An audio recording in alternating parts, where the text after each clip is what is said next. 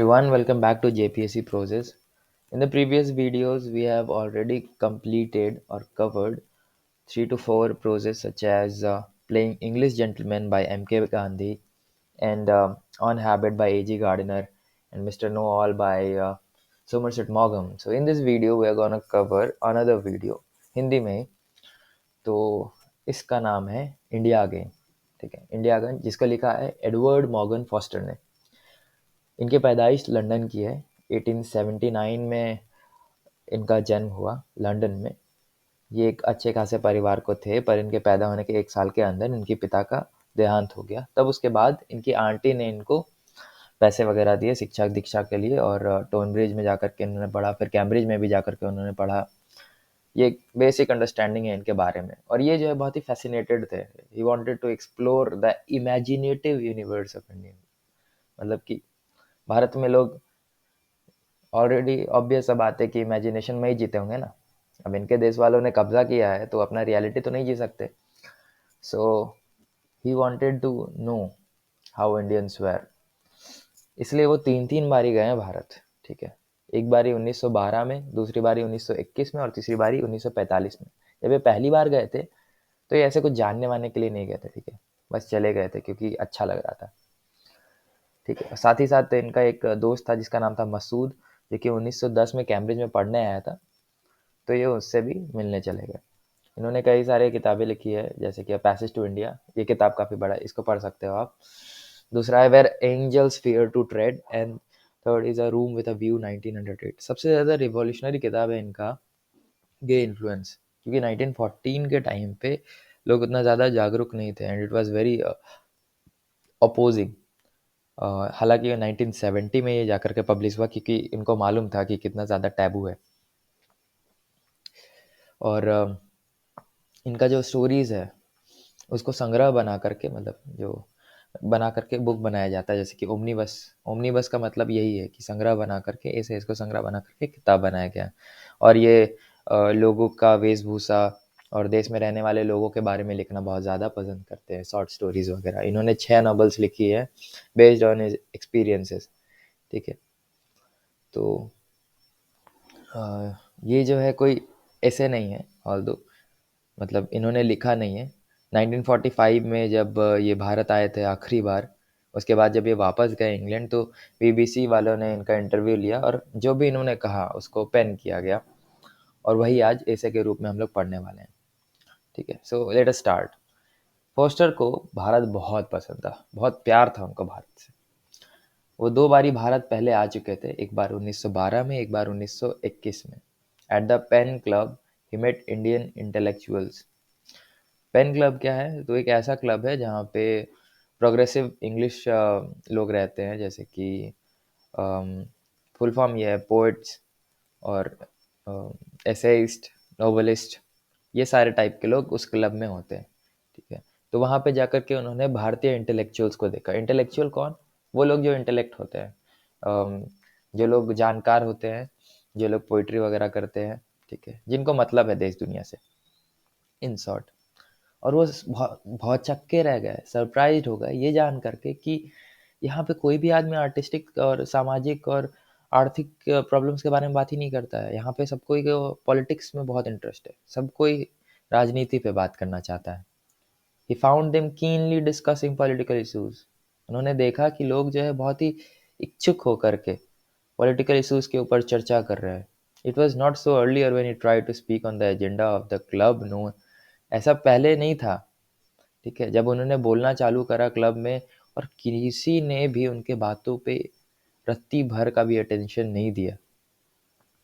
As politics was of utmost importance at that time, क्योंकि राजनीति सबसे ज़्यादा इम्पोर्टेंट था उस समय के लिए. और ये जो पोएट है वो राजनीति के बारे में नहीं बोलते. Foster notice that externally India was the same. Foster ने ये देखा, ये समझा, ये जाना कि भारत जो है बाहरी रूप से भी एकदम समान है. जैसे कोई भी ट्रेन पे आता है तो वो गंदे खिड़की में है ना, गंदे खिड़की के बाहर जब देखता है तो वही सेम लैंडस्केप. मोनोटोनस का मतलब है कि बोरिंग, नेवर चेंजिंग. एनिग्मेटिक का मतलब है रहस्यपूर्ण, रहस्यपूर्ण, मिस्टीरियस एंड इवन सिनिस्टर. ठीक है, जहाँ पे सिर्फ गंदगी है, जहाँ पे सिर्फ रहस्य है और बहुत ही डिस्टर्बिंग है, ठीक है, जहाँ पे बहुत सारे पाप हो चुके हैं, पाप पहले की मास मर्डर्स, किलिंग्स, गरीबी, भूखमरता, ये जब आ रहे थे तो इन्होंने यही देखा भारत में। हर जगह गरीबी था, लोग बस गरीबी से मर रहे थे। The changelessness was real India. और ये जो पहला बदलाव, जो पहला चीज़ इन्होंने नोट किया है, पहला चीज़ इन्होंने देखा है, वो यही है कि भारत बदल ही नहीं रहा था। ये जो भारत का रिजिडिटी है, भारत का जो चेंजलेसनेस है कि वो बदलेगा ही नहीं, अडिगपूर्ण है, ठीक है, यही उन्होंने पहली दफ़ा नोट किया, पहली दफ़ा देखा कि पहला बदलाव क्या था, कि भारत बदल ही नहीं रहा था, यही पहला बदलाव था। दूसरा चेंज इन्होंने देखा कि जो कि उनको भी खुश किया गया, मतलब वो खुश हुए इस बात को जान करके कि पर्दा सिस्टम को हटा दिया गया, ठीक है। पर्दा सिस्टम माने पहले जो है महिलाओं को पर्दा के अंदर रहना पड़ता था, वो हटा दिया गया। हालांकि ये ब्रिटिश का ही इंट्रोडक्शन था, या फिर यूँ कहे कि मुगल इंट्रोडक्शन था ये, क्योंकि हमारे कल्चर में देयर वाज नेवर के वुमेन को पर्दा में रहना है और ये वो है, ऐसा कुछ नहीं था। But after the regular invasions in India, महिलाओं को पर्दा में रहने का आदत लग गया और हमें ऐसे देखने का। तो दूसरा बदलाव जो था वो ये था, लिफ्टमेंट ऑफ पर्दा सिस्टम को नदारद प्रूव किया गया और उसको हटा दिया गया। और ये दर्शाता है कि भारतीय महिला जो है अब आज़ाद थी। अर्लियर उस पहले उन्होंने ये नोटिस करा था कि महिलाएं जो है वो बहुत रेयर ही देखी जाती है, ठीक है, मतलब बहुत रेयर दिखती है महिलाएं। Even in this second visit he only saw some who were educated. जब वो सेकेंड विजिट था उनका 1921 में, तब उन्होंने देखा बहुत कम ही महिलाएं थी जो पढ़ी लिखी थी, ठीक है। ये तब का बात है जब वो 1945 में आखिरी बार जो है भारत दौरा करके वापस गए थे इंग्लैंड। तब बीबीसी ने इनका इंटरव्यू लिया था, तब वो ये बता रहे थे कि 1945 तक उन्होंने क्या बदलाव देखे हैं।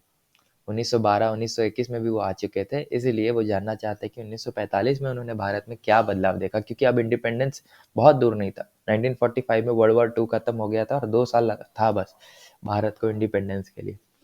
But he was pleasantly surprised, पर वो खुशी से सरप्राइज थे ये जान करके कि अब जो है वो आराम से किसी भी स्ट्रीट्स पे ओपनली घूम सकती है। At some conferences they outnumbered the men, कुछ कॉन्फ्रेंस में तो वो पुरुषों से भी ज़्यादा थे। According to Foster, until gender justice is ensured, Indian nationhood and freedom is a distant dream. Foster के अकॉर्डिंग जब तक जेंडर जस्टिस जो इंश्योर किया गया, जेंडर जस्टिस मतलब कि महिला और पुरुष को समान अधिकार, Indian nationhood and freedom is a distant dream. जो भारत में एकाकी का जो भाव है, आज़ादी का जो भाव है, वो अभी भी थोड़ा दूर था, ठीक है। हालांकि जेंडर जस्टिस के बारे में बात हो चुका था, लिफ्टमेंट हो चुका था पर्दा सिस्टम का, पर स्टिल तीसरा चेंज जो उन्होंने देखा वो था बुफे सिस्टम का। वो क्या है कि बुफे सिस्टम तो आपको सबको मालूम होगा कि आप लोग जाते होंगे किसी के रिसेप्शन में खाने को, तो प्लेट उठा करके यू गो देयर और वहाँ पे सर्व करने वाला रहता है ना। तो इन्होंने ये देखा कि अब जो है बुफे सिस्टम इंट्रोड्यूस हो चुका है भारत में। अर्लियर विजिट में जो है बहुत ही पेनफुल एक्सपीरियंस था उनका, क्योंकि वो बैठ जाते थे और कोई आकर के खाना देता था, तो इट वाज डिफ़िकल्ट टू से नो ऑल्सो, क्योंकि बहुत सारा खाना फेंका जाता था। तो इस बात को लेकर के उन्होंने लगा कि अब बफे सिस्टम आ गया है, तो अब बहुत रिलीफ है अब, ठीक है। At the PEN club one of the questions hotly discussed was the use of English in India. PEN club जो है जहाँ पे पोइट्स और एसेइस्ट और नोवेलिस्ट आते हैं, वहाँ पे एक बहुत हॉटली डिस्कस्ड टॉपिक था। वो था कि भारत में इंग्लिश यूज़ किया जाना चाहिए या नहीं, क्योंकि नॉर्थ वाले लोग जो है वो हिंदी और उर्दू प्रेफर करते थे, वही बंगाल के लोग जो है वो लोग बंगाली प्रेफर करते थे, जबकि साउथ के जो राइटर्स है उनको अंग्रेजी पसंद थी, ठीक है। हालांकि मेजोरिटी ऑफ द पीपल जिनको फॉस्टर मिले हैं वो सारे अंग्रेजी बोलते थे। Foster last visit to India बहुत फॉस्टर जब आखिरी बारी भारत विजिट किए तो वो बहुत जल्दी ही समाप्त हो गया। वो बहुत जल्दी ही लंदन आ गए और दिसंबर का मिडनाइट में वो आए थे, तभी उनको लगा कि ये बिल्कुल भी ऐसा महसूस नहीं हो रहा है मुझे कि मैं दिल्ली गया हूँ। ये तो ऑब्वियस सा बात है, because there was a huge difference between Delhi and London. तो ही फेल्ट कि it was not like his arrival at Delhi. London में उनका अराइवल, लंदन में उनका आगमन दिल्ली में उनके आगमन से जैसा नहीं है, अलग है वो। Hence the author was attempted to elaborate the Indian life in its various true colors. So in this way, by writing this essay, not by writing this essay, by orating or narrating this essay, and also by writing the book The Passage to India, he has attempted to elaborate how Indian life was under the rule of British. और यूँ कहे तो ये थोड़े से, यूँ कहे तो ये थोड़े रिवॉल्यूशनरी टाइप के राइटर थे, because speaking against the government is a huge disaster. पर इन्होंने कोशिश करा और इन्होंने कहा और ये दर्शाया कि भारतीय लोग और भारतीयों की ज़िंदगी कैसी है। तो आप भी जा करके देखना, किताब पढ़ना, passage to India, you'll get to know a lot of things about how India was that time and how writers used to see India, right? Because mostly the writers are unbiased, but yes, अगर कोई भी doubt हो, कुछ भी चाहिए हो, मैं PDF तो ऑलरेडी डाल दूंगा, क्योंकि इसका पीडीएफ कहीं पे भी नहीं है, मैंने खुद इसको कहीं से उठाया है। पर आपको कुछ भी डाउट है तो आप प्लीज़ मेरे को पूछना कमेंट करके। And rest assured, see you in the next video, bye.